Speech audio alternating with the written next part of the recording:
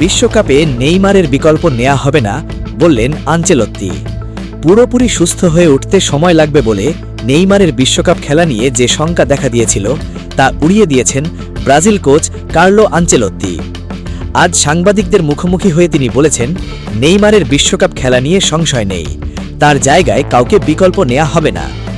বিশ্বকাপ সামনে রেখে রিও ডি জেনিরোতে ২৭ মে থেকে অনুশীলন করছে ব্রাজিলের ফুটবল দল। তবে চোট সমস্যা সেরে না ওঠায় এখনও সতীর্থদের সঙ্গে মাঠে নামতে পারছেন না নেইমার। কাল পানামার বিপক্ষে প্রীতি ম্যাচ উপলক্ষে নেইমার ও দলের প্রস্তুতি নিয়ে কথা বলেন আনচেলত্তি।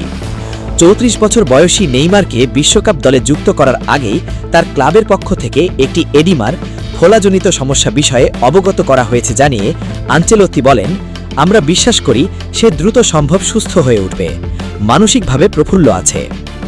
এর আগে ব্রাজিলের মেডিকেল স্টাফ প্রধান রদ্রিগো লাসমার বলেছিলেন, নেইমারকে ২ থেকে ৩ সপ্তাহ মাঠের বাইরে থাকতে হতে পারে।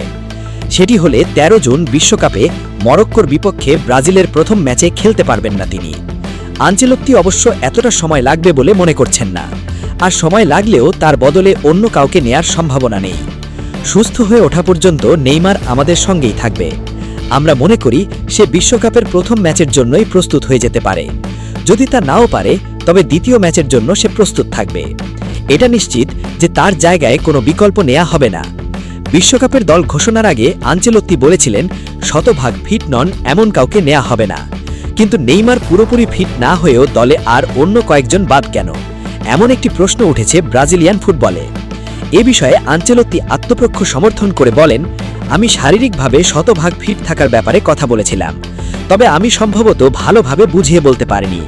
আমি বলেছিলাম এমন কাউকেও ডাকতে পারি যে বিশ্বকাপের সময় ফিট হয়ে উঠতে পারে। দুর্ভাগ্যবশত মিলিতাও, রদ্রিগো এবং এস্তেভাও ততদিনেও পুরোপুরি ফিট হবে না। এবারের বিশ্বকাপে ব্রাজিল সি গ্রুপে মরক্কোর পর হাইতি ১৯ জুন ও স্কটল্যান্ডের বিপক্ষে খেলবে ২৪ জুন।